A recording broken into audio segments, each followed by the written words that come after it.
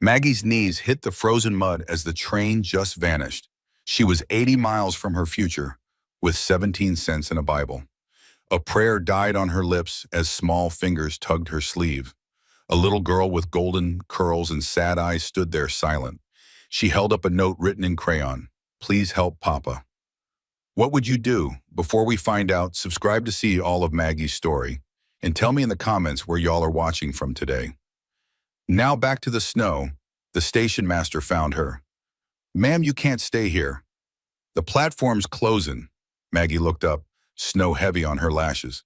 When is the next train north to Copper Ridge? She asked, her voice strong. He scratched his beard. 3 days, maybe 4, if this storm holds up. No train Sunday, Monday, if we're lucky. You got a place to stay? She felt the 17 cents in her pocket. I will be all right, she said. His eyes went to the little girl, still holding on to Maggie's sleeve. Lily, honey, your daddy is waiting.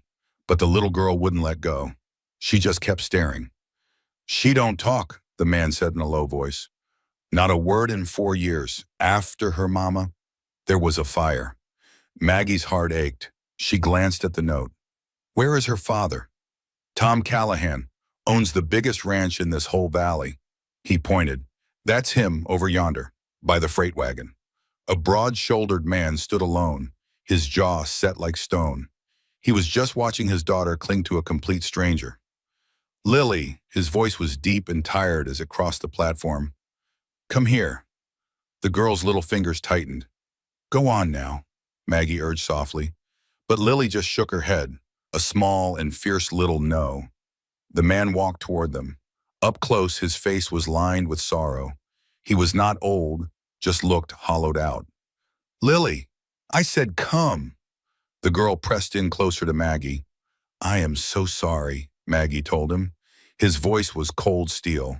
She latches on to strangers, always looking for something she can't find.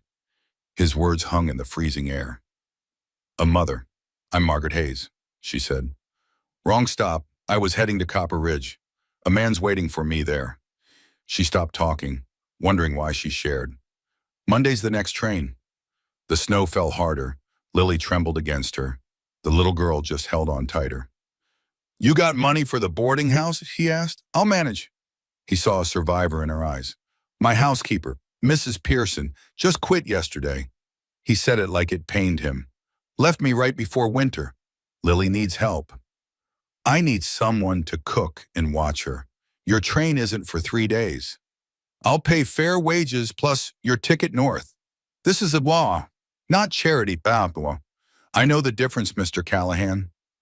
For a moment, his hard expression softened. The wall around him cracked. Lily tugged Maggie's coat, her eyes begging. A crinkled note in her hand read, Please help, Papa. Maggie saw his pride. She looked at the silent child and the train tracks that vanished into the white.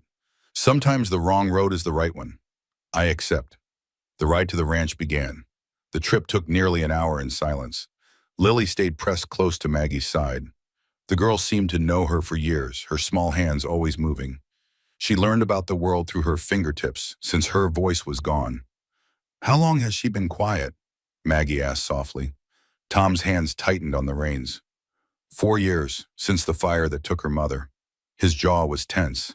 Sorry doesn't bring people back. Maggie knew that pain well. She had tasted that same kind of bitterness in her own life. Mrs. Pearson was with us before Lily was born, Tom finally said. She's 68 with a bad heart. The doctor told her to find a warm climate. Her daughter lives in California, so I made her go. She had to. His voice got rough. I told her we would be fine. But they weren't.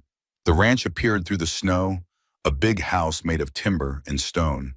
Cattle were huddled in the barns. It is beautiful, Maggie breathed. It was my father's and his before him. The Callahans have worked this land, and one day you will pass it to Lily, she said. A look of pain crossed his face, a mix of pride and worry. If I can hold on to it. The front door opened. An older black man stepped out. His face was weathered like old, tough leather. About time, boss. This here is Margaret Hayes. She is helping with Lily until Monday. The old man, Ezra, looked her over with a keen, knowing eye. He was a man who measured folks by their deeds, not their words. He tipped his hat. "Ma'am, I'm Ezra. Been here since the boss was just a boy." He smiled. "Just call me Old Ez. Mr. Mallister was my daddy's name." "He has been gone 40 years. Lily then hopped down from the wagon. She went right to Old Ez, tugged his coat, and pointed straight at Maggie. "I see her, little one," he said gently. Lily simply nodded, satisfied. "She is slow to warm up to strangers," Old Ez told Maggie, "like her daddy.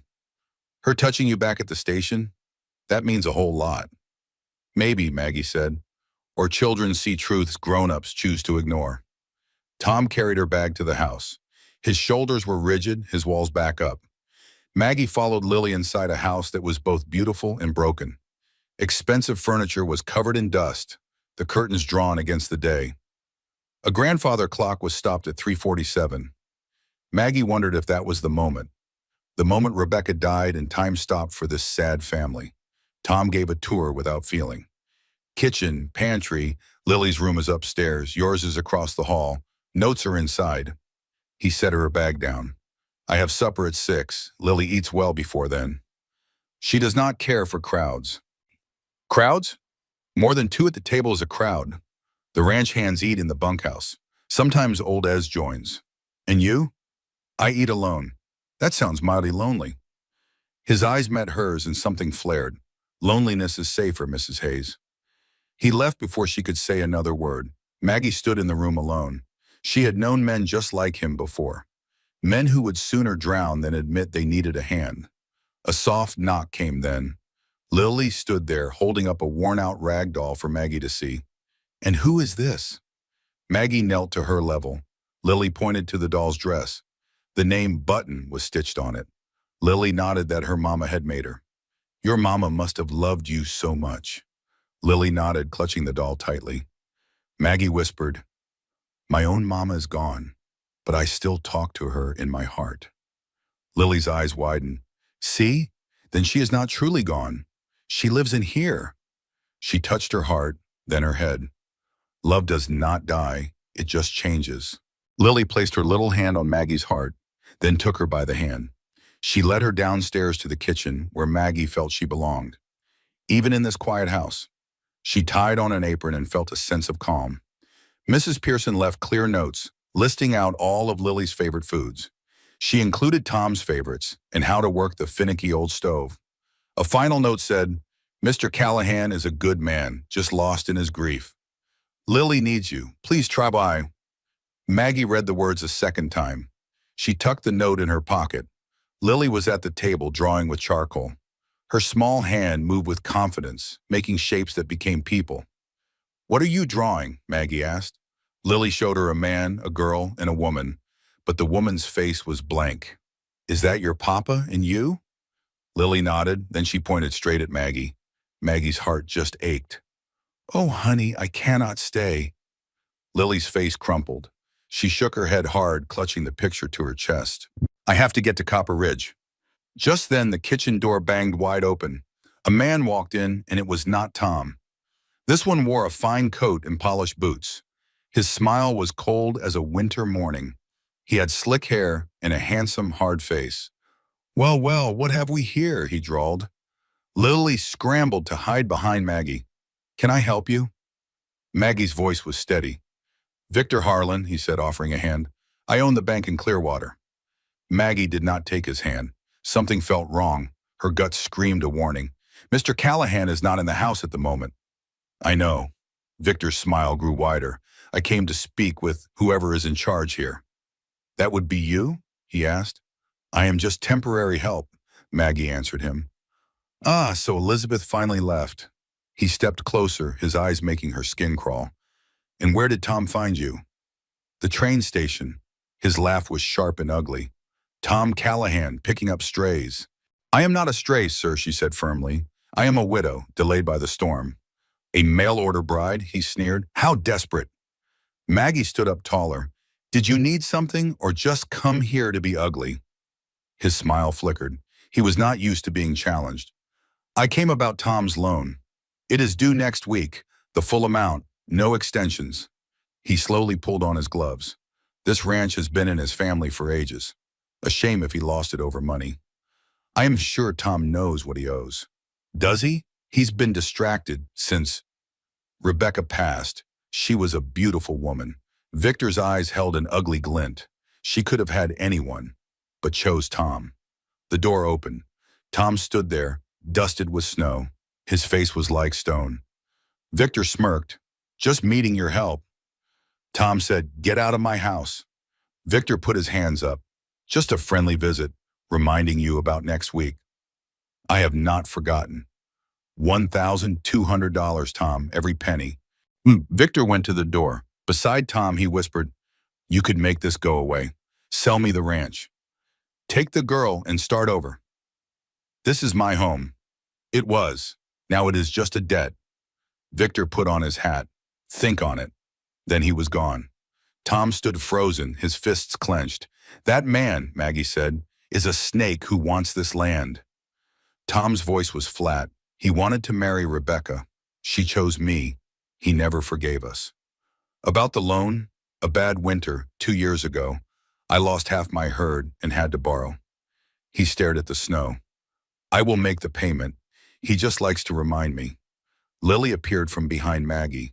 She quietly slipped her hand into her father's. Tom's face softened. He knelt and hugged his daughter. I'm sorry, little one. Mr. Harlan will not bother you again. Lily pulled back and pointed to Maggie. What about her? She is leaving in 3 days. His voice was gentle, but the words felt like stones. Lily's face crumpled. She ran upstairs, and a door slammed. Tom never looked at Maggie. Supper is at 6, he said, and then he walked out. Maggie made a simple meal, stew and biscuits. The kitchen soon filled with warmth. As the sun set, Lily crept downstairs. Her eyes were red from crying. She sat and watched Maggie cook with wonder. Would you like to help me? Lily nodded. Here, stir this real slow. Maggie guided the girl's small hand. The girl's face changed. Her sadness was replaced with concentration. You are doing wonderfully. Your mama would be so proud.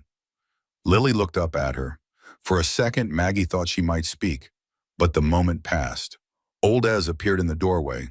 He watched them for a long moment, his face quiet. Smells like heaven in here, he said. It has been a long time. Please join us. I appreciate it, ma'am, but Lily could use the company, and I would like to hear about you. Of the place. Old Ez saw Lily patting the chair next to her. Well now, when the little place gives an order, he chuckled, taking a seat. I reckon I better listen. And Lily gave the first real smile Maggie had seen. Tom walked in at 6 sharp. He froze in the doorway, taking it all in. Old Ez at his table, Lily sitting close to someone, and the whole house smelling of a good meal. It felt like home again. Boss, Ez nodded. Mrs. Hayes here insisted. I'm not blaming anyone. Tom's voice came out rough. I'll go wash up. He came back with his hair damp, looking a little less guarded. They all ate together. Old Ez told stories of Tom's daddy, of building the ranch and fighting the hard times. Lily hung on every single word. Twice she nearly let out a laugh. No sound came, but her face lit up like a sunrise.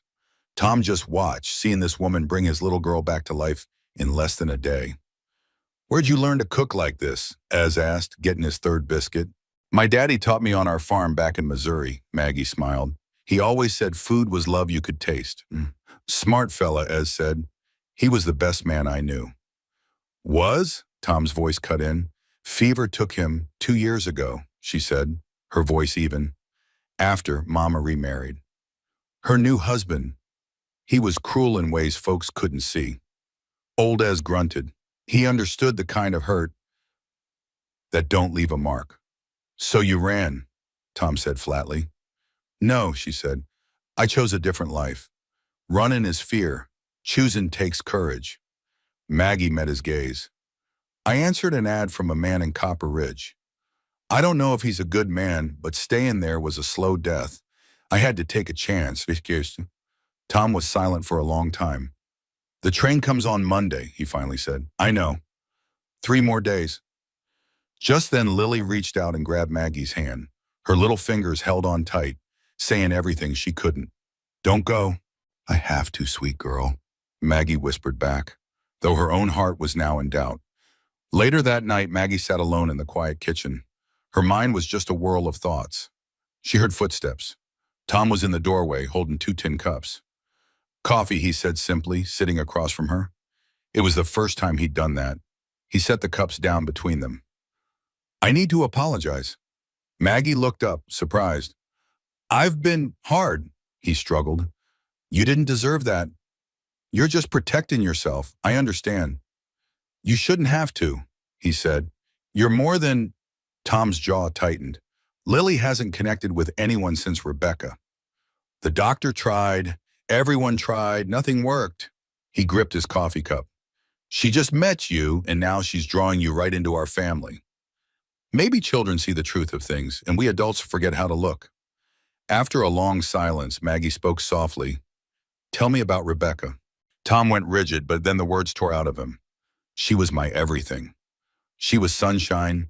She saw the good in everyone, even tried with Victor. She used to say that broken people needed the most kindness. Maggie just waited. The fire, Tom's voice cracked. It was my fault. I left a lantern in the barn. She got Lily out, but went back for a quilt. A stupid quilt. The roof collapsed. I heard her scream my name. I tried to reach her. Lord knows I tried. He held up his left hand. Maggie saw the twisted, scarred skin. This is what I have to show for it. She still died. That wasn't your fault, she whispered. An accident is a tragedy, not a fault. It makes no difference when you're the one who caused it. Maggie reached across the table and gently covered his burned hand. It makes all the difference, she said. Fault is when you mean to do harm. You loved her more than life itself. You didn't cause this, Tom. You survived it. He trembled, staring at her hand on his. Why are you here? He finally asked. I don't mean this town. I mean here in my kitchen, acting like you care. Because you don't feel like a stranger, she said. I recognize this kind of pain. I've stood in the ashes of my own life, wondering if I could ever rebuild. And because your daughter gave me a note, it said 3 words. Please help, Papa. For a moment, Tom's whole world just fell apart right in front of her. Then he pulled his hand back. Monday, he said, his voice thick. The train is on Monday. He left without another word. Maggie sat alone, her heart aching for him. 3 days. In 3 days, she was supposed to leave this broken man and his little girl. She had a train to catch to Copper Ridge and a stranger to marry. It was a promise. But as she passed Lily's room, she saw the girl sleeping, finally looking peaceful. On the nightstand was the drawing of 3 figures holding hands. And the woman was her. The drawing now had her face, Maggie's face. Oh Lord, she came west for survival. Instead, she found dangerous hope. Morning came. The smell of coffee woke her up. She forgot the train, this room. Then the memory crashed back. She dressed and found Ez at the stove making some flapjacks. You're cooking? She asked him. He grinned. Tom is out. Rode out before dawn, and this little one here was hungry. Lily saw Maggie and her entire face just lit right up. She ran and hugged Maggie tight. Good morning. Maggie stroked her hair. Did you sleep well? Lee nodded. She was standing outside your door, Ez said. Just waiting. Maggie's chest tightened. For how long? Near an hour. Lily pulled Maggie to the table, pointing to her own chair. That's your spot, Ez chuckled. So they all ate together. Ez told stories about the ranch's very first hard winter. Lily listened to him, completely captivated by his words. She would touch Maggie's hand, making sure she was still there. Later, Lily brought down a worn leather book for Maggie. Maggie opened it up. The pages were full of raised little dots. Is this Braille? Lily nodded. Did your mama teach you? No, Lily pointed at herself and then she mimed writing. I do not know Braille, honey. For a moment, Lily's face fell. Then she took Maggie's hand and showed her the patterns. Together? Lily's smile was the answer. Old Ez just watched. He caught her eye, shaking his head slowly. 4 years. She has not shown that book to anyone, not even to Tom. Rebecca was teaching her. After the fire, Tom just could not. Maggie looked down at Lily. Then we will learn it together. They spent the morning tracing patterns. going page by page. Lily learned so quickly, her hands moving with new confidence. Raised dots. By noon, she could write her own name. When Tom came in, snow on his shoulders and a weary look on his face, he found them together over the book. He stopped cold in the doorway. "What is that?" Lily held up the book, just beaming. But Tom's face went white. "Where did you find that?" "She brought it to me," Maggie said gently. "She wants to learn." "No." The word was sharp as a spur. "Put it away." Lily's smile just crumbled. She clutched the book to her chest. "Tom," Maggie said, standing up slow, "the girl needs this. She doesn't need to be reminded of what she lost. She needs a connection to her mother. This is how Rebecca lives on, through what she taught her. You don't know what you're talking about. I know what grief does. I know how it can eat a person alive." Maggie stepped closer. "And I know that little girl has been carrying that book for 4 long years, waiting for someone to finish what her mama started." Tom's hands began to shake. Lily walked right up to her father. She took his burned hand in hers and placed it on the open book. Then she looked up at him with Rebecca's eyes, and Tom just broke. A sound tore out of him, half a song and half giving in. He dropped to his knees and pulled his daughter into his arms. "I'm sorry," he whispered into her hair. "I'm so sorry, little one. I didn't know how to keep going without her. I didn't know how to help you when I couldn't even help myself." Lily wrapped her arms around his neck and just held on. Maggie turned away, giving them their moment. She found old Ez on the porch, faking like he was mending a harness, his weathered face wet with tears he refused to admit were there. "That's the first time he's cried since the funeral," he said, his voice all rough. 4 years of holding it all in. He didn't forget how. He was just afraid. "Grief's like a wild Mustang," old Ez said, his voice full of hard-won wisdom. "You can't ever break it, but you can learn to ride alongside it. Tom's been trying to outrun his. That can't be done." Inside, Maggie could hear them murmuring. "She'll be all right," Maggie said softly. "She's been all right since you stepped off that wrong train." Old Ez looked right at her. "The real question is, what happens when you finally get on the right one?" Maggie had no answer for that. Later, visitors arrived. A wagon pulled up carrying Reverend Samuel Whitmore and his wife Martha. The preacher was a good-hearted, thin man. Martha was round and warm, and she carried a basket with a checkered cloth over it. "Heard you had a guest," Martha said with a smile, pushing the basket into Maggie's hands. "Brought some preserves and a honey cake. Welcome to Stillwater Crossing, ma'am, even if you're just passing through." "That's very kind of you." "Kindness doesn't cost a thing, but it means the world." Martha's eyes twinkled. "Besides, any woman who can get Lily Callahan to smile deserves all the honey cake in these parts." Word sure traveled fast in a small town. Maggie figured she shouldn't be surprised. Tom invited them in, but you could tell he was reluctant to do so. His mood softened in the parlor. "Good to see you, Tom," said the Reverend. "We've missed you." Lily stayed close to Maggie. Martha smiled. "She's taken to you." "You have a mother's heart," she said. Maggie said quietly, "I lost a child." "Oh dear," Martha said softly. "That grief never truly heals." Maggie held Lily's hand. "But love finds a new place." Tom watched her. "Tom," the Reverend said, "Victor Harlan came to see me. He's concerned about you," he said. "He questions if you are fit to raise Lily." Tom stood. "He has no right." "I told him, but he's building a case." "On what grounds?" Lily's silence. "He says she needs city doctors." Lily tensed. "He won't take her," Tom said. "Victor plays a long game for this land." Martha stood. "We should let you talk."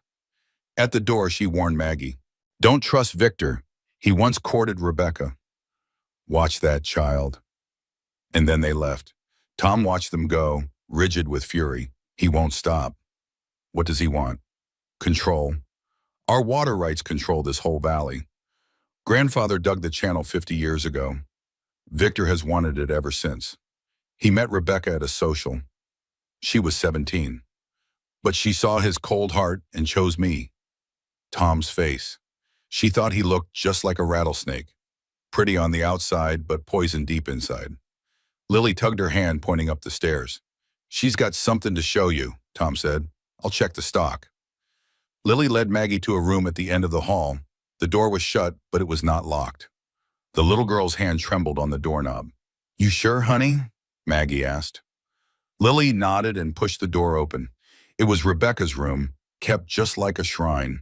The bed was still made, a brush lay on the vanity. A woman's hair was still caught in the bristles. Dried flowers sat in a vase near a wedding picture on the wall. The picture showed a younger Tom, not so broken, with a beautiful woman whose smile lit up the whole room. Lily walked straight to the closet. She reached in, pulled out an old box, and set it on the bed. Inside were dozens of letters, all in the same pretty handwriting. Lily handed one to Maggie. Your mama wrote these? Lily nodded. Maggie carefully unfolded the paper. My dearest Lily, I am writing this while you sleep. The doctor says the baby is coming soon. I pray all will be well, but I wanted you to have these words. You are the greatest joy in my life. From the moment you were born, you gave me my purpose. Your father loves you more than he can show. That is just his way. Men like him hold their feelings deep. They keep them locked up safe. But they're there, trust me. If I am not there to watch you grow, remember that love does not die. It just changes. Look for me in the sunrise and in the wildflowers. Look in your father's eyes when he is not watching. I will be there. Your loving mother, Rebecca. Tears welled up in Maggie's eyes. Oh, sweetheart. She pulled Lily close. Your mama loved you so much. Silent tears streamed down Lily's face. She pointed to the letters, then to Maggie, and made a reading motion. You want me to read them all to you? Lily nodded hard, so they sat on the bed together. Maggie read letter after letter. Some gave advice on handling tough folks or how to choose a good husband. Others were sweet memories, like when Tom proposed, or the day Lily was born. Ordinary, happy days.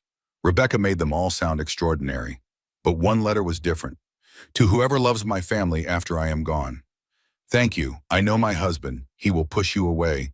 He will pretend he does not need anyone. That is his fear talking, not his heart. Please do not give up on him. In my Lily, she will find you. She has her father's stubbornness and my faith. Trust her. Children see the truth. Please love them for me. That is all I ask. Rebecca Callahan. Maggie's breath caught in her throat. The letter was not for Lily. It was written to her, to whoever came next. Rebecca had known. Somehow she knew she might not stay, and she had left this note for the future. It was like a torch passed in the dark. Did your papa ever read any of these letters?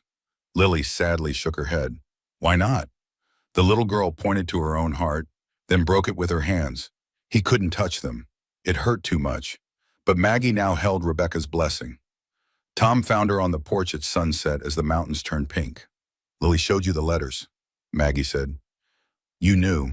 I knew they were there. I never read them. He stood near her. Mrs. Pearson told me Rebecca wrote them. Some for Lily and some for whoever came after. She wrote one for me, for whoever loved y'all next. She gave you her permission, Tom. She wanted you happy. Happiness is for other folks. That is just fear talking. Maybe fear is right. Maybe some fellows do not get a second chance. Maggie finally turned to him. And what about Lily? Does she watch her daddy choose grieving over living? That is not fair. Life is not fair, but we choose what to do with the hand we are dealt. She faced him squarely. I lost my daddy, my child, and my home to a cruel man. I almost let it destroy me. What changed? I realized surviving is not living, and I would rather fail at living than succeed at surviving. Tom's jaw was tight. He was trying to rebuild his walls. You are leaving Monday to marry a stranger. A shopkeeper in Copper Ridge. The words tasted like ash. I made a promise. Promises can be broken. They can, but what kind of person would that make me? A human one. Tom stepped closer. She could see the pain in his eyes, the hunger he was trying to hide. It means you are the kind of person who knows when she is on the wrong road. So what road should I take? Tom raised a trembling hand, his fingers hovering near her face. I cannot ask you to stay. His voice broke. I have got nothing to offer. A haunted house, a pile of debt, a daughter who does not speak. a heart that is more scar than anything else. Someone like me? Maggie caught his hand. I am a penniless widow who got on the wrong train. I have got 17 cents and a heart as scarred as yours. Maggie, I am not asking you for a thing. She held his gaze. I am just telling you the truth. Whatever happens on Monday, you should know meeting you was not a mistake. Meeting Lily was not a mistake. If this is the wrong road, it is the best one I have ever been on. His resolve shattered. He pulled her in close, his arms wrapping tight around her. He buried his face in her hair, and she felt the shaking from 4 years of grief. I do not know how to do this, he whispered. Neither do I. I am terrified. Me too. They stood in the dying light, two broken people holding each other up, unsure what came next.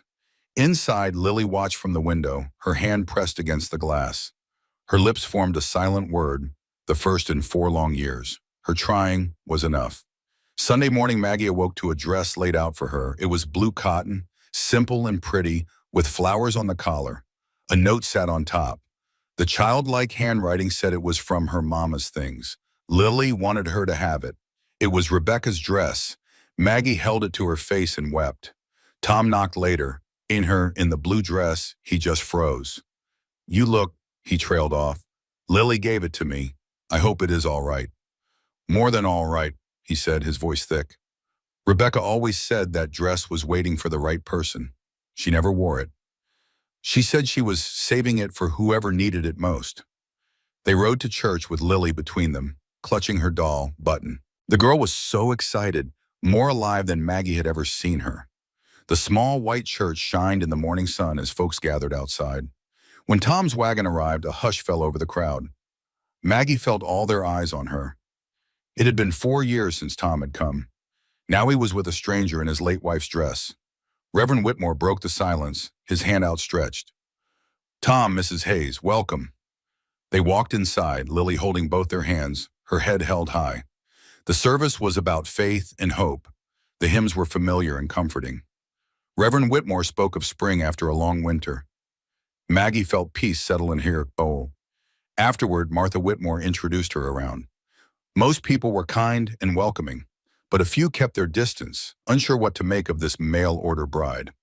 Then one woman approached, looking hostile. I am Clara Heron. She did not offer a hand. Victor's sister. The whole town knows who you are. Clara's smile was pure ice. The poor widow who ended up at the Callahan place. How convenient for you.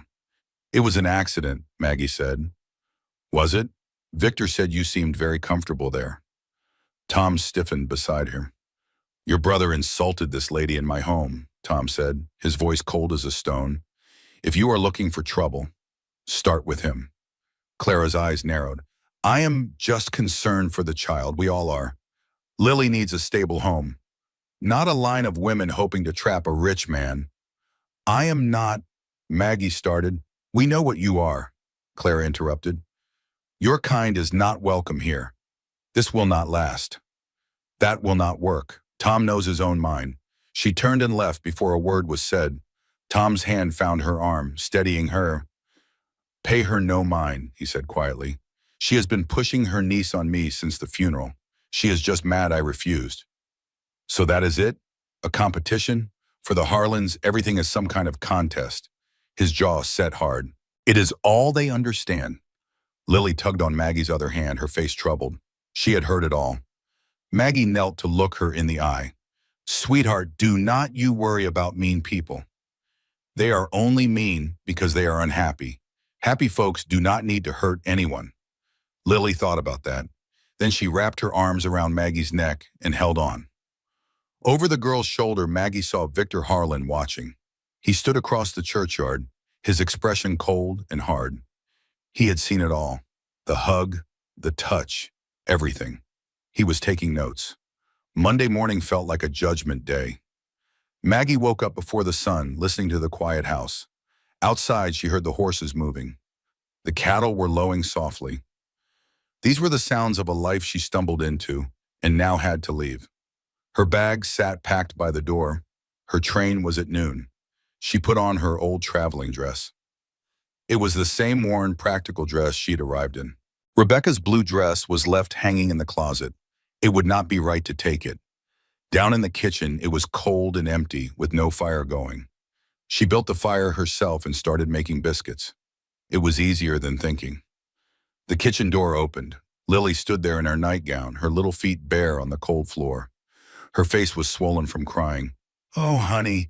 Maggie rushed to lift her up. "You will freeze, Rio." "Where are your slippers?" Lily just pointed at Maggie's pack bag by the door. "You want to know if I am really leaving?" The little girl nodded, tears spilling. "My train is at noon. I have to go." "Lily, I made a promise to a man in Copper Ridge." Lily put her small hand over Maggie's mouth. Then she pointed to her own heart. "Your words promised him, but your heart promised us." Maggie started crying too. "I know, baby. But sometimes grown-ups make promises before they truly know where they belong, and breaking them hurts." Lily shook her head fiercely. She pointed at Maggie, then herself, then up the stairs toward Tom's room.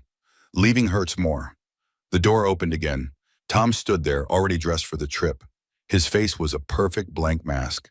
"I will drive you to the station," he said, "whenever you are ready." He would not look at her. He could not even look at his own daughter in her arms. "We will leave at 11. He left before she could answer. Lily buried her face in Maggie's neck, and she sobbed. The biscuits burned. Maggie just stared at the black lumps, completely lost in thought. She did not remember putting them in the oven. Lily sat at the table, drawing angry lines with charcoal. 3.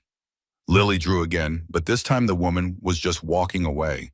The girl pushed the paper to her. Not looking up, she ran upstairs. Maggie picked it up with shaking hands. It was her and Tom. They were holding hands. The other figure, Maggie, was a small shape disappearing down a road. Underneath, one word was written, "Wying." That single word cut deeper than any accusation. Old Ez appeared. "Heard you're leaving today." Maggie couldn't speak, so she just nodded. "A shame." He went to the stove to save breakfast. "That little girl has waited 4 years for someone to come back. It's going to be hard watching another woman leave."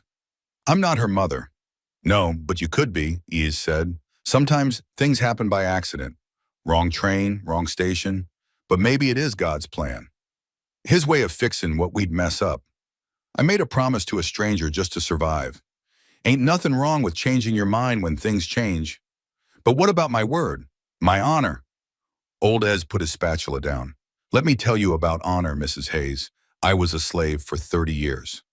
For 30 years, I was told honor meant obeying. It meant keeping promises I never even made." His voice was quiet but fierce. "Real honor is not about keeping your word to strangers. It is about staying true to what is right. And that little girl upstairs, she is what is right. So is that man who is too scared of losing again to ask you to stay. He has not asked. Would you stay if he did?" The question struck her hard. "I do not know," she whispered. "Will you best figure it out before noon?" At 10 o'clock, a wagon pulled up. Maggie looked out, and her stomach just dropped.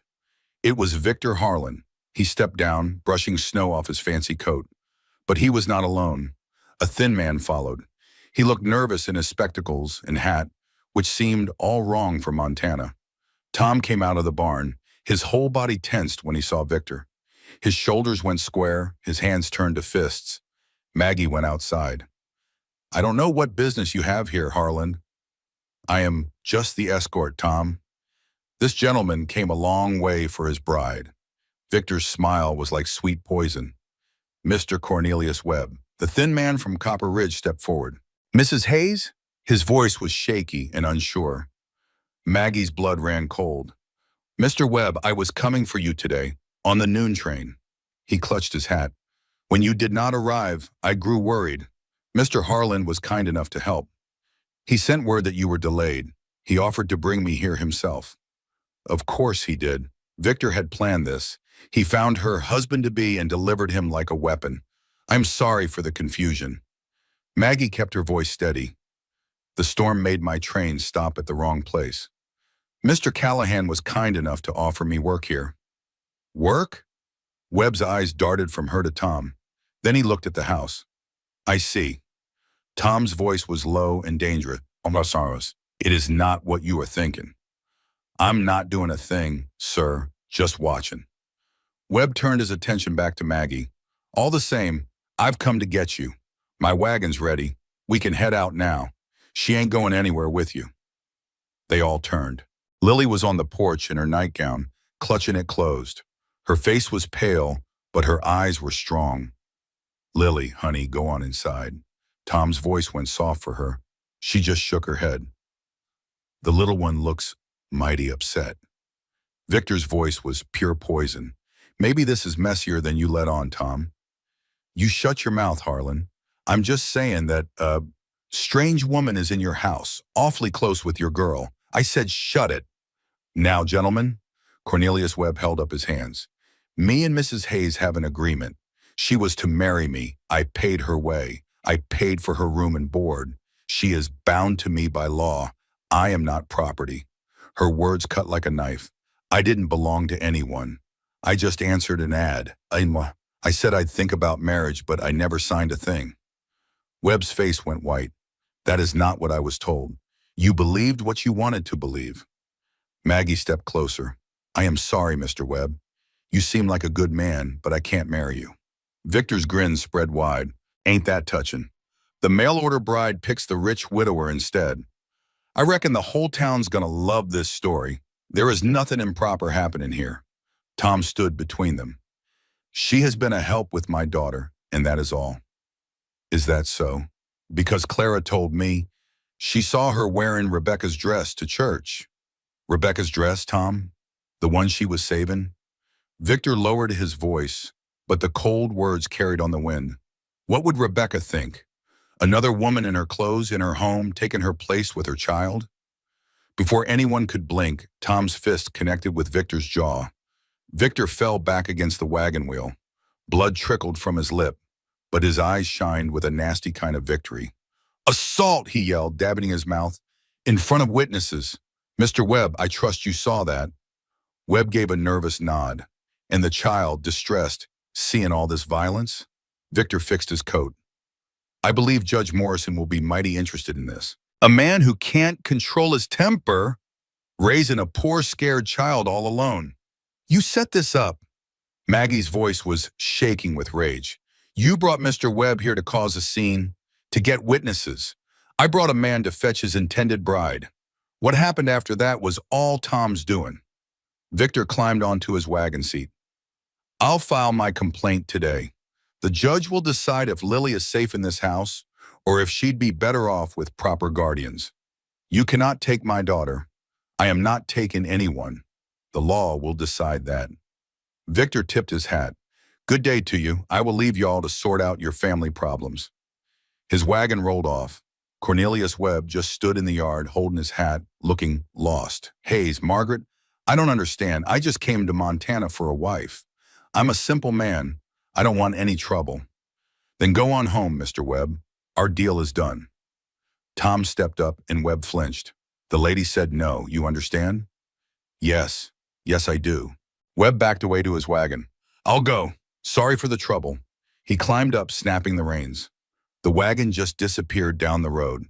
Tom stood there, motionless, watching it leave. "What have I done, Washboyne?" His voice was hollow. "I just handed Victor exactly what he wanted. You were defending me." "No, I was losing my control. There is a difference." He faced her, his eyes wild with fear. "He's going to take Lily. He was just waiting for me to make a mistake. And I just... Papa." They both froze. Lily stood on the porch. Her mouth was moving, but no sound came out. She was forming the word, "Papa." Tom dropped to his knees. He fell right there in the snow. "Lily, baby." She ran to him, throwing her arms right around his neck. Her mouth was pressed to his ear. Tom went completely still. "What did she say?" Maggie whispered. Tom looked up, tears streaming down his face. "She said, don't let her go." They went inside, Tom carrying Lily. Lily clung to him like she was never letting go. Maggie followed right behind, her heart hammering away. Lily had spoken. After 4 long years of silence, she finally spoke. Just 3 words. "Don't let her go." In the kitchen, Tom held Lily on his lap. Her eyes were fixed on Maggie. She watched every move. "Do it again, sweetheart." Tom's voice trembled. "Say it for me." Lily's mouth opened. Her throat worked hard, but nothing came out. She burst into tears, frustrated, hiding her face in his chest. It is okay, baby.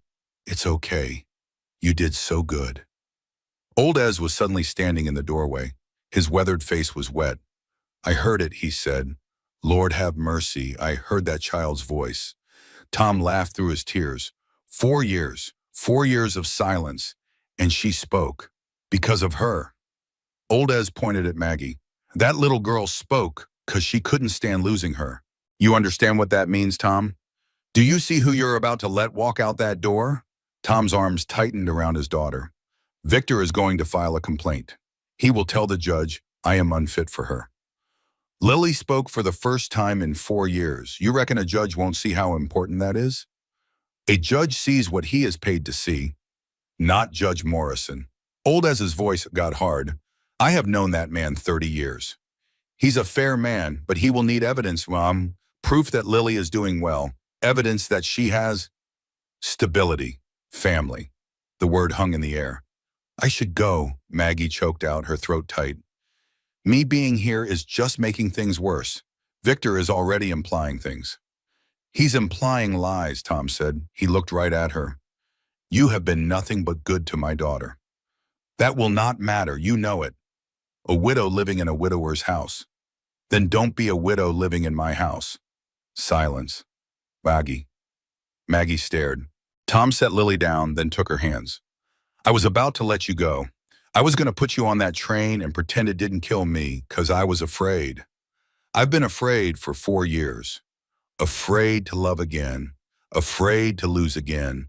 Afraid that feeling anything would destroy what little I have left. But I can't lose her. I can't lose my little girl because I was too scared to fight. And you? His hands held hers tighter. You are what's right. I knew it the moment you knelt down, when my daughter touched your sleeve. I knew it, and I have been running from it ever since. Just marry me. The words settled between them, not because of Victor, not because of the judge. Only because I can't stand to watch you leave. His burned hand cupped her face. I know this is awful fast. I know we barely know each other. But sometimes God puts folks exactly where they need to be, even if it looks like a mistake. You got on the wrong train, Maggie, but you found the right place. Lily had crept up close. She tugged on Maggie's skirt. A tiny whisper came out, but it was real. Please. Maggie dropped to her knees and hugged the little girl. Yes. The word burst out of her. Yes, I'll marry you. Lily's arms wrapped around her neck, and a small sound escaped her. Not a laugh, not a cry. It was something that had been locked away for 4 years. Tom knelt, gathering them both in his arms. I'm sorry. It took me so long, he whispered. I'm sorry I almost let you get away. You didn't. That's all that matters. Old Ez cleared his throat. Hate to break this up, but if y'all are serious about this, we need to move. Victor is going to the judge today. We have to get to Reverend Whitmore before he does. Tom pulled back, his eyes set. Can you marry us today? Ez nodded. I reckon under the circumstances, he'll find a way. They rode to town within the hour. Lily refused to stay behind, holding Maggie's hand the entire way. She kept touching her own throat. She seemed surprised the sounds were still there. The church was empty when they arrived. Reverend Whitmore was in his study. Tom, Mrs. Hayes, he rose, surprised. What brings y'all here? I need you to marry us. Tom's voice was steady. Today, right now, if possible. The Reverend blinked, then cleaned his glasses. This is surely unexpected. Victor Harlan is telling Judge Morrison I'm unfit, that having you here proves I'm unstable. The Reverend sighed. I knew Victor was planning something. But marriage isn't a legal strategy, Tom. It's a sacred promise. Are you marrying this woman just to protect yourself? Tell him. Maggie's voice cut through. Tell him what really happened this morning. Lily spoke and Reverend Whitmore sat down hard. Her first words in 4 long years were, don't let her go. Tom's voice cracked. She was terrified of losing Maggie. In just 3 days, this woman had done what no one else could do in 4 years. The Reverend repeated it like a prayer. That child spoke. Tom said, she's trying to say more, Reverend. It's because of Maggie. Reverend Whitmore looked hard at Maggie. Do you love him? He asked, plain as day. Maggie thought of everything that brought her to this place. The wrong train, the blizzard, Lily's small hand, the drawing, and all those letters from Rebecca. She remembered the sunrise on the porch when Tom held her like she was precious. I never expected to, she said softly. I came west just to survive, but instead I found a home, a child who needs me, and a man worth fighting for. The Reverend said, that is not quite an answer. Yes, her voice was strong and sure. I love him. I love Lily. I love this beautiful, broken family I stumbled into. Reverend Whitmore then turned to little Lily. And you, little one? Do you want Mrs. Hayes to be your mama? Lily nodded so hard, her curls bounced. Can you try and say it for me? He asked gently. Her little face scrunched up with effort. Yes. The word was halting, but it was there. It was unmistakable. Reverend Whitmore smiled. Well then, I reckon we have a wedding to perform. They married in the quiet church with only Ez and Martha Whitmore as witnesses. Maggie wore Rebecca's blue dress. Lily had insisted, running to the house to fetch it herself. She held it with such fierce hope. No one could tell her no. Tom wore his Sunday best, his hair still damp from a hasty wash. His hands trembled when he took Maggie's. Their vows were simple and shaky, spoken from the heart. He slipped his grandmother's ring on her finger, and their kiss was a sweet promise of a new beginning. When the Reverend pronounced them man and wife, Lily launched herself at them, wrapping her small arms around their legs. Mama. The word came out clearer this time. Mama. Maggie lifted her up, her daughter now, for real. I'm here, darling, she whispered. I'm not going anywhere.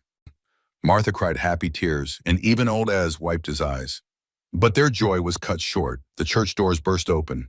Victor Harlan stormed in with two men Maggie had never seen before. His face was purple with rage. What in the world is this? He roared. A wedding, the Reverend said calmly. A private and legal ceremony. Victor sputtered. She was supposed to be gone from here. He stopped, took a breath, and straightened his coat. This changes nothing. My complaint is already filed. On what grounds? Tom asked, stepping between Victor and his new family. That a strange woman was in my house? She is my wife now. That my daughter is being upset, Victor shot back. She spoke today, Harlan, first time in 4 years. Victor's eyes darted to Lily. How convenient for you.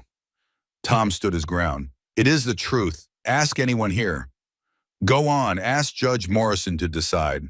Tom's voice was like ice. You bring your lies and your so-called witnesses. I will bring my daughter. Let the judge see for himself who is being harmed. Victor's composure finally cracked. Fear flickered in his eyes, the look of a man whose plans were falling apart. This is not over. Callahan. No, it is not. Tom stepped closer. You have circled my family like a vulture for 15 years. Just waiting for us to fall. I am done hiding, Victor. You want this ranch? Then come and take it, but you will have to go through me. Careful, Tom. Threats can be used against you. That is not a threat. It is a promise, but... Tom's hands balled into fists. Get out of this church. Get off my property and stay away from my wife and my daughter. Or I will forget I am a Christian man. Victor looked at all of them, knowing he had lost. He saw the Reverend and knew this round was over. Enjoy it while you can, he said. The judge will hear this on Wednesday. I will see you then. He turned and walked out the door. Maggie finally let out her breath. It is not over, she whispered. No, Tom pulled her in tight. But we are not alone anymore. We will face this together, Bam. Lily snuggled between them, her little hand taking Maggie's hand. Together. 2 syllables, clear as a bell. Martha started crying with joy. That night in her true home, Maggie watched the snow fall, Tom's arms wrapped around her from behind. Having second thoughts? No, she leaned into him. Just taking it all in. This morning I was leaving. Now I am a wife and a mother. I am terrified. She turned to him, but in a good way, the kind of fear that means something matters. He kissed her forehead. Rebecca would have loved you. You think so? I know so. She left those letters for a reason. She knew I would need you. His voice got rough. I believe she sent you, Maggie. Just then a sound came from upstairs. Lily talking in her sleep. She is finding her voice, Maggie whispered. It is because of all of us. Because she finally feels safe. Tom led her to the stairs. We should check on her. They went up together, husband and wife, and stood in their daughter's doorway. Lily slept soundly. Her doll, Button, was tucked under her chin, her lips moving with dreams. What about Wednesday? Maggie asked. We tell the truth. We show the judge who Lily is becoming. Tom's jaw was set. Then we pray. It will be enough. You sound certain. Maggie looked at her sleeping daughter and her new husband. I got on the wrong train, but it brought me exactly where I was supposed to be. That has to be proof. Maybe something bigger is watching out for us. Tom finally cracked a real smile. When you put it like that. They watched their daughter sleep in the doorway. Soft snow fell over Stillwater Crossing. Everyone was holding their breath for Wednesday. Tuesday was a blur of work and prayer. After Harriet Chen showed up mid-morning. She was a small lady, but her sharp eyes and steady hands earned her respect. I need to examine Lily, she said plainly. We need medical proof for the judge. Will he even listen to you? Tom's voice was tight. No offense, Doc. Because I am a Chinese woman, she said simply. Judge Morrison has had me testify 3 times before. He listens to facts, not feelings. It is why Victor Heron could never buy him. Well, that was something anyway. Lily sat perfectly still for the whole examination. With the button in her lap, she watched the doctor, who asked softly, Say something, Lily. Lily looked right at Maggie. Ma, she whispered. The doctor's eyes went wide. How long has she been talking? Just since yesterday, Maggie managed to say. It is from the trauma, Dr. Chen jotted in her book. She is finally recovering. For her to speak again means she is healing. Something in this house has changed. Someone, Tom corrected her quietly. Doctor, Chen looked between the two of them. She saw how Lily held Maggie's hand in the ring. I will testify for you all tomorrow. I will tell him I see a child, silent for 4 years, finally finding her voice. She snapped her book shut. Be warned, Victor Heron will bring his own paid experts. What kind of experts? The kind that say whatever they are paid to, she said. He once offered me a pile of money to say Lily should be put away. I turned him down flat. He will not have forgotten that. Tom's hands balled into fists. He has been planning this for years, the loan, all of it. Dr. Chen gathered her things. Victor Heron does not want your daughter, Mr. Callahan. He wants this land. Your girl is just the tool he is using to get it. Maggie found Tom on the porch later. We are going to win, she said, standing beside him. You do not know that. I know our girl is healing. Any judge with eyes can see it. Victor has bought friends for 20 years. Tom's voice was hollow. What if marrying you just gave him another weapon to use? Then we will face it together. She took his hand. Nothing about this is easy. But fighting with you is better than running alone. That is marriage. Tom was quiet. Rebecca said that once, Mama. When times got hard, he squeezed her hand. She'd be glad you're here. I sure hope so. I know so. That night, sleep wouldn't come. Maggie walked the dark house, ending up in Rebecca's room. She hadn't been back in there since Lily showed her the letters. The wedding picture watched her, Rebecca's kind smile, Tom's younger face. I'm trying, Maggie whispered to the photograph. I'm trying to love them like you did. Silence was her only answer. She moved to the closet and saw Rebecca's dresses. The blue one was gone. Maggie wore it at the wedding, and Lily made her keep it. Her hand brushed the other fabrics. Deep in the back, she found another box, smaller than the first one. She pulled it down and lifted the lid. Inside were tiny baby clothes, little gowns and booties, all brand new, waiting for a child that never arrived. It must have been for Rebecca's second baby. A pain shot through Maggie's chest. She thought of her own baby, carried for 7 months before he was gone. That tiny grave back in Missouri she'd never see again. 2 women, 2 lost babies, now connected by family. I understand, she whispered to the room. I know why you wrote those letters. You had to know someone would come. She closed the box and put it back. When she turned, Lily was standing right there in the doorway. Sweetheart, what are you doing up? Lily padded toward her on silent bare feet. She looked at the portrait, then right at Maggie. Mama, she pointed at Rebecca, then back to Maggie. Mama. Two mamas, both of them real, both loved. That's right, baby. Maggie knelt down and opened her arms. You've got two mamas who love you. One in heaven and one right here. Lily walked into her hug. Scared, she whispered. About tomorrow? Lily nodded. I'm scared too, honey, but we're just going to tell the truth. The truth is a powerful thing.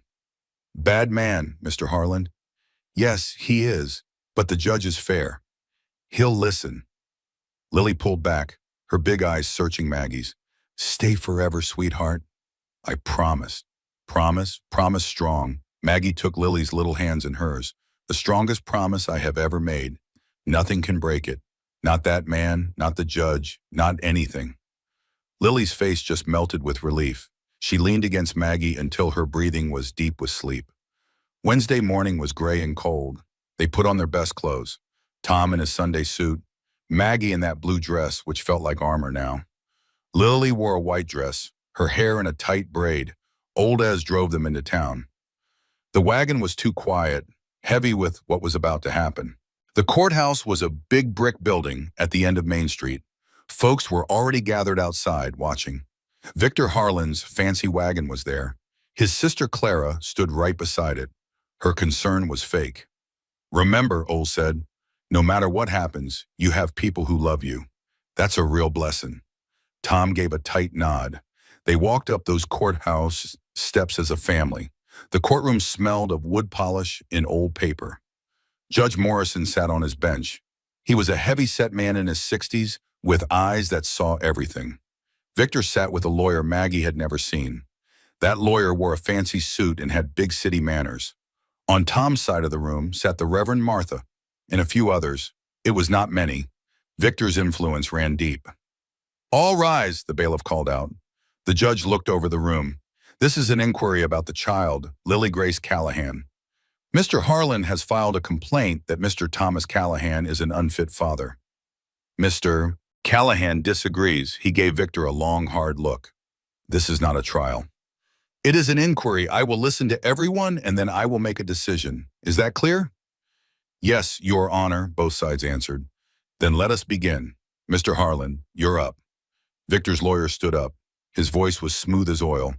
Your Honor, we are here for a vulnerable child. Lily Callahan's mother died 4 years ago in a fire. The little girl has not said a word since. She has had no real help. She's been stuck on a ranch with only her grieving father. That's not, Tom began to say. Mr. Callahan, you will have your turn, the judge said, his voice firm. The lawyer continued. A strange woman recently showed up at the Callahan ranch. She has no home, no family, and no reputation.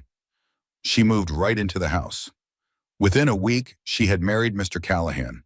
This hasty decision is troubling. It makes us question his judgment and his ability to care for his own daughter. He gestured to Victor. Mr. Harlan saw the chaos there. He saw Mr. Callahan get violent. He was struck, without cause, right in front of the child. He saw a stranger wearing the dead wife's clothes. He saw a little girl who was clearly in distress. Judge Morrison looked at Victor. Mr. Harlan, describe what happened. Victor stood, adjusting his suit cuffs. I went to the ranch on Monday to check on young Lily. I have known that family for 20 years, Your Honor. Rebecca was a dear friend before she married Tom. His voice dripped with fake sympathy. When I arrived, the whole house was in turmoil. A strange woman was there, wearing Rebecca's dress, the blue one she saved for special days. Lily was very upset, clinging to the stranger like a frightened little animal. And the violence. When I told him I was worried, Tom just attacked me. He struck me without any warning. Victor touched a faint bruise on his jaw. I feared for my safety. I had to leave immediately. Did anyone else witness this? Yes, Mr. Cornelius Webb of Copper Ridge. He was supposed to be her husband. The judge made a note. Mr. Callahan, your turn. Tom stood up. His shoulders were tense. Your Honor, Victor Harlan wants my land. He's wanted it for 15 years. He proposed to my late wife. She refused. He's never forgiven us. That's a serious claim. It is the truth. He holds my ranch's note waiting for me to fail. so he can take what he could not buy. Yes, I struck him Monday right after he insulted my wife in front of my daughter, then threatened to use the courts to steal my child. And this new wife, Tom looked at Maggie. Margaret Hayes. She is Margaret Callahan now. She came to Stillwater Crossing by mistake, left stranded by her train. I offered her a job watching Lily. You married her after just 3 days? Yes, sir. Why? Tom was quiet. Because my daughter spoke. The room started whispering. Explain. Lily has not spoken in 4 years, not since her mother died. No doctor could help. I could not help either. She was locked away inside her own mind. His voice broke. Then Maggie came and things started to change. Lily began to trust her. When she thought Maggie was leaving, she spoke. Her first words in 4 years. What did she say? Don't let her go. The judge leaned back. A remarkable claim. It is the truth. Ask Dr. Chen. She saw Lily yesterday. Dr. Chen? The doctor stood. I have been treating Lily since right after the fire, Your Honor. Her condition is selective mutism. It is a trauma response that stops a child from speaking. Though they are able to, for them to get better, they must feel safe and connected to someone they trust. And you believe Mrs. Callahan did that? I do not believe it, Your Honor. I observed it. When I examined Lily yesterday, she spoke. Her first real words in 4 years. Dr. Chen's voice was firm.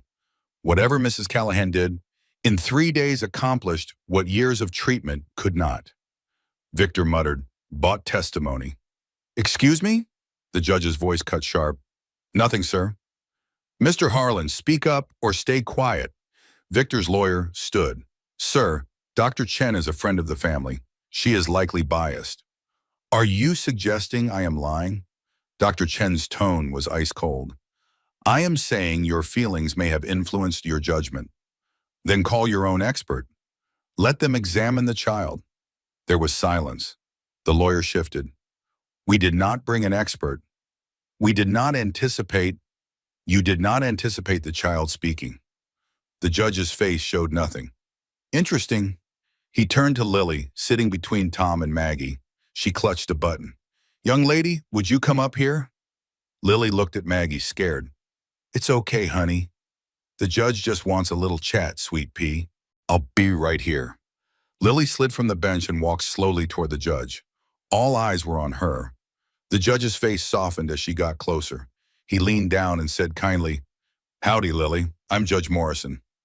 Lily twisted a button on her dress. A tiny voice whispered, Hello. Victor's face went pale. The judge smiled. Very good, Lily. Do you know why we are here? She nodded, then pointed a small finger at Victor. Bad man, she said, wants to take me. How does that make you feel? The judge asked. Scared, she whispered, tears in her eyes. Don't want to go. Lily turned, pointing straight at Tom and Maggie. Home, with Papa and Mama. You mean your new mama? The judge asked. Yes, she said a little stronger. She makes me feel safe. She helps the words come out. The judge looked at her for a long moment. Thank you, Lily. You're a brave little girl. You can go back now. Lily ran straight into Maggie's arms. She buried her face in Maggie's shoulder. Don't let him take me, she whispered. Never, baby. Never. The judge fixed his eyes on Victor. Mr. Harlan, you said this child was in distress. You claim she was being harmed. Victor shot back. She was very upset when I saw her. She just said more in 2 minutes than in the past 4 years. She made it clear who she's attached to. Her father and her new mother. The judge's voice grew hard. That doesn't sound like harm to me. It sounds like a child who is finally healing. Victor argued, but this quick marriage is highly unusual. I'll give you that, the judge said, turning to Tom. Mr. Callahan, do you love this woman? Yes, sir, I do. Did you marry her to stop this investigation? Tom paused. That was part of it, Your Honor, but not the main part. He took a breath. The main part was my little girl spoke for the first time in 4 years. She begged me not to let Maggie leave. That's when I knew Maggie wasn't just some stranger. She was meant to be there. I reckon God put her on that train for a reason. You believe that? The judge asked. I've never believed anything more. The judge went quiet, then looked at Victor. Mr. Harlan, I've known you a long time. I've watched you build your empire, buying up land and running folks out of business. And for 15 years, I've seen you circle the Callahans like a buzzard. First Rebecca, then their debt. And now this. Victor blustered. I am only concerned for the child. The judge cut him off. You're concerned about water rights. The water rights on the Callahan land. You've always wanted that property. Victor's calm finally broke. This is outrageous. I came here because I was concerned. The judge leaned forward. You came here because you saw a chance, a grieving father and a hurt child you could use. The judge's voice rose. Did you really think I wouldn't see right through your scheme? Use a child for leverage on a land deal, the judge asked. You wanted her removed. To an institution? Or with you? I saw your guardianship filing. Did you think I wouldn't check? A precaution, the judge scoffed. This was a cold-hearted scheme. Declare him unfit. Take his child. Force the land sale. I've never seen anything like it. The judge stood. This hearing is over. Mr. Callahan is a fit father. This child is healing. The complaint is dismissed. He glared at Victor. Harass this family again, and I will charge you. Are we clear? Victor, full of rage, spat. Perfectly. He stormed out of the courtroom. On the steps, Maggie sighed. It's over. Not yet, Tom said, holding her tight. He was shamed in front of everyone, as chuckled. That's gonna sting. Reverend Whitmore took Tom's hand. The Lord works in mysterious ways. He put you folks right where you needed to be. Home, Lily whispered, tugging Maggie's dress. Yes, sweetheart. We're going home. The crowd parted for them, their faces finally friendly. Victor's grip on the town was broken. Then a voice called out, Mr. Callahan! A young clerk from the bank hurried over. Your loan is due next week. Harlan planned to call it all in. He was counting on winning here today to force the sale. But after what happened, the other bankers are spooked. They don't want to be involved in his schemes anymore. They're talking about an extension. Tom asked, Why are you telling me this? My grandmother was a mail-order bride, the young man said. She always told me that God puts folks where they need to be. He tipped his hat and left. Maggie looked stunned. I think the tide is finally turning, Tom said. It always does, boss, Ez laughed. The ride home felt so much lighter. Lily chattered away, breaking 4 long years of silence, but getting stronger each time. Mama, tell a story. What kind, darling? How you came. Wrong train. Maggie smiled. Once upon a time, a woman thought she knew her way. She bought a ticket, packed her bag, and left her old life. But God had other plans. He put her on the wrong train at the wrong station. She was stranded in a blizzard with only 17 cents. Then a little girl touched her sleeve. A girl with golden curls and the biggest brown eyes. And that was when the woman's real life began. Lily beamed. Good story. It is the best story because it's true. Tom took Maggie's hand. It's not finished yet, he said. No, it's just getting started. They crested the hill and the ranch spread out below them. The house, barns, and land. It was Tom's family home for 3 generations. Home, Papa. Yes, little one. Love you, Mama. Lily thought for a moment. Love home. Tom's eyes shined. We love you too, baby. More than anything. Words hard, Lily frowned, but getting easier. Take your time. We have forever. Forever. That word was a blessing. Whatever came next, Victor's schemes, the loan, they would face it all together. That was a promise they made, a promise worth keeping. The weeks after the hearing brought a peace Maggie had almost forgotten. Not a life without struggle, there was still the loan. Victor Harlan was still out there and ranch work was hard in the winter, but underneath it all, a real foundation was built, something solid. Lily's voice grew stronger daily. She still struggled with long sentences. She would get quiet when she felt too much, but the words kept coming, each one a miracle. Mama, look, Maggie turned. Lily held a drawing just like the others, but this one had 3 smiling faces. Above them, in careful letters, she wrote, Our family. It's beautiful, sweetheart. For Papa's study, he'll love it. And he did. He hung it over his desk. Maggie often found him staring at it. He had a look on his face that made her heart swell. She drew us happy, he said. We are happy. I know, he said. I just forgot what it felt like. It's possible, Tom. It's real. He pulled her close. Because we chose each other. December grew colder and brought the promise of Christmas. Maggie transformed the house with wreaths and candles. The smell of gingerbread was everywhere. Old Ez helped Tom cut a tree. They dragged it home on a sled, laughing all the way. They fussed over the tree while Lily danced. It's the biggest one I could find. Tom hoisted her up to the top. Reckon it'll fit? We'll cut the ceiling, he laughed. Maggie cherished his laugh. They hung his grandmother's old ornaments on the tree. Lily's paper chains joined a star Old had carved 30 years back. Tom held a small porcelain angel. This was Rebecca's, he said quietly. Maggie touched his arm. We don't have to. He just looked at the angel, then at Lily. She would want us to. He gave it to Lily. Your first mama loved this angel. Lily held it gently. Mama in heaven has wings, she whispered. I reckon so. She's always watching. Lily found the perfect spot on the tree. Right here so she can see we're doing all right, she said. Tom teared up. Just perfect. Later, visitors arrived on Christmas Eve. A wagon appeared at dusk. Maggie did not know it, but Tom went stiff as a board. Stay inside, he ordered. Maggie watched him step out onto the porch.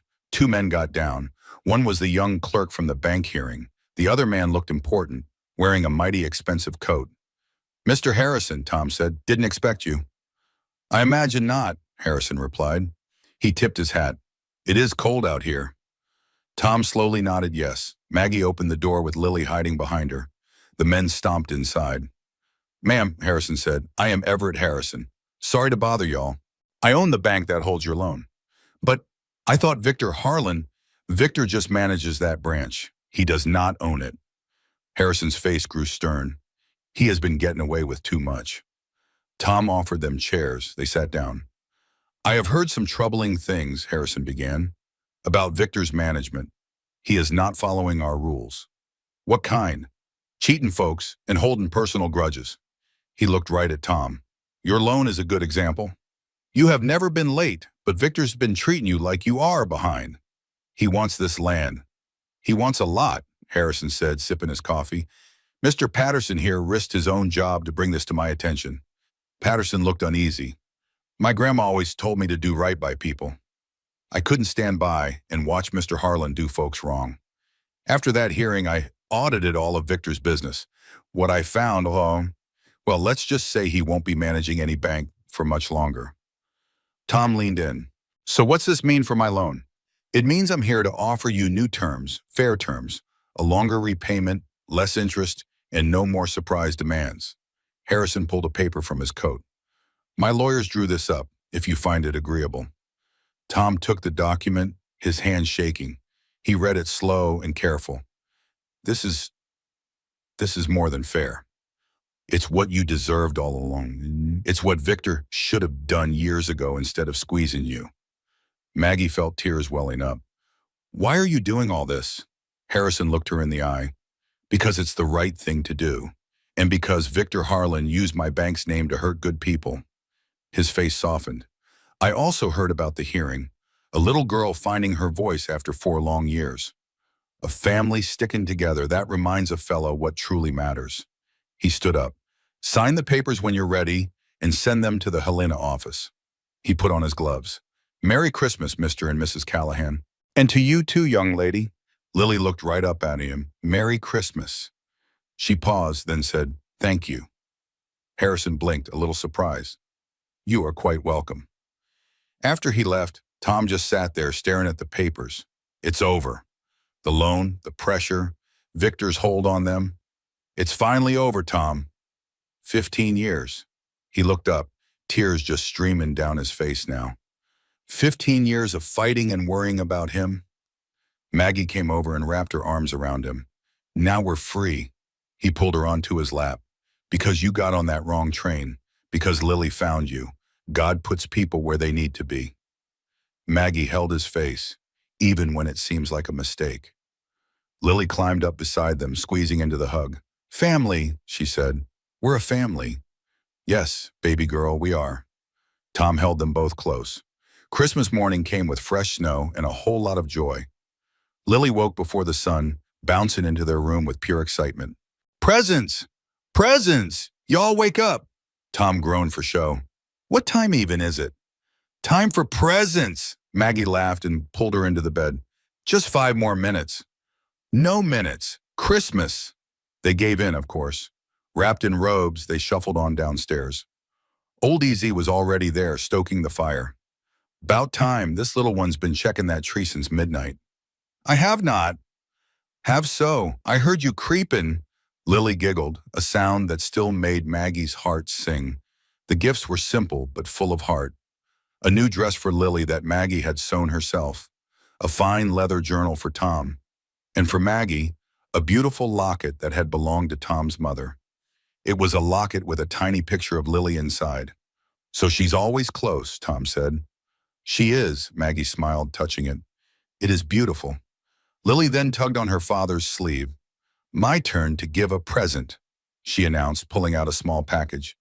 For Mama. I made it myself, she beamed. Maggie unwrapped the brown paper. Inside was a roughly carved wooden heart with words burned onto the surface. It read, My heart is home. Maggie's voice broke. Oh, sweetheart, it is perfect. Old Ez helped with the tool, but I did the words. They are the most beautiful words. Old Ez cleared his throat. If you all are done, there is ham to be cooked. And biscuits, Lily agreed. Well, then dinner, then pie. They spent the whole day together, cooking, eating, and telling stories. Reverend Whitmore and Martha came over for dinner, and Dr. Chen brought a gift. Some ranch hands even joined for dessert, filling the house with warmth and noise. Later, Tom found Maggie on the porch, watching the stars come out. He wrapped his arms around her. It has been a lot. It has been everything. A month ago, I had just 17 cents and no hope. Now I have a home, a family, a daughter who calls me Mama, and a husband I love. Tom's breath hitched. You love me? I love you, Thomas Callahan. I love your stubborn silence, your wounded heart, and how you look at our daughter. I love that you were brave enough to try again and to let me in. Tom kissed her then, full of feeling. I love you too. His voice was rough. I was not sure I had it in me anymore. But you brought me back to life. We brought each other back. Inside, they could see Lily with Old Ez by the fire. She listened to his story, her face peaceful. She was no longer locked in silence. She is going to be okay, Maggie said. She already is, Tom replied. They stood together in the cold, watching their daughter through the window. Spring came to Montana slowly. The snow melted and calves were born in the pastures. Lily turned 7 in April. They threw her a real party, the first she'd had. It was her first since Rebecca died. Children from town came with laughter and games. Make a wish, sweetheart. Maggie held her as she blew out the candles. I already have everything, Lily grinned. Then just wish for more, Maggie smiled. She squeezed her eyes shut and blew. All 7 candles went out. What did you wish for? It's a secret. Or it won't come true. Tom smiled, ruffling her hair. Smart girl. Later that night, with Lily fast asleep, Maggie found Tom at the window, just looking out over their land. Thinking of her? He knew who she meant. Sometimes, he turned. Less now. Is that wrong? No, it's called healing. I don't want to forget. You never will, Maggie said, coming close. Love just makes more room. Rebecca would have really liked you. I mean it, she added. She would have picked you herself. In a way, she did. Maggie thought of the dress and the letters. She left a path for me to follow. Tom was quiet a moment. I went to her grave. I know, Maggie said softly. I told her all about us, about Lily's voice coming back. And I told her I was happy. Maggie asked, what did she say? Tom gave a real peaceful smile. She said, finally, you stubborn fool. Maggie laughed. That sounds just right. And thank you for not giving up. I'd never give up, Tom said. Not on us. He pulled her in close. I don't deserve you. Probably not, she teased back. But you're stuck with me now. They held each other in the moonlight, two folks made whole again. That summer, a letter arrived. Maggie saw it in the mail, postmarked from Copper Ridge. It read, Dear Mrs. Callahan, I hope you are well. I heard news that brought me great joy. Your marriage and your daughter's recovery. I admit when you first refused me, back in Stillwater Crossing, I was confused. I traveled a long way for a bride, but I found a woman whose heart was taken. Time has given me some perspective. I can see you were right where you were meant to be. I myself have since married a kind widow from Denver named Ruth. She has two fine sons who needed a father. She found me through that same advertisement. We are happy. Life turned out better than planned. I am writing to thank you for following your heart. You taught me a valuable lesson. Sometimes the best plans are the ones that fall apart. God bless you, Cornelius Webb. Maggie showed Tom the letter that evening. He found his happiness too, she said. Everyone ended up where they needed to be. Even Victor Harlan, Tom said quietly. I heard he lit out for California, starting over. That's more grace than he deserved. Probably, Tom said, but that's grace. Lily appeared in the doorway. Who's that from? An old friend. Maggie folded the letter. Someone I almost married. Before Papa? Good thing you didn't, Lily decided, 'cause then you wouldn't be my mama. No, darling, I sure wouldn't, Lily agreed. God meant for that train to be wrong so you would find us. Me too. Lily climbed into her father's lap. Old Ez says God has a funny side. Tom hugged her.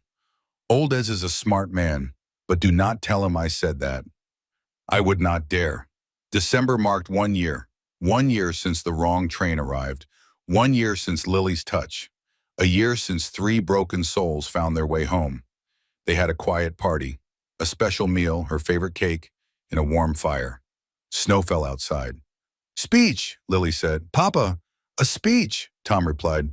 I do not give speeches. Mama, make him. Maggie laughed. You heard the boss.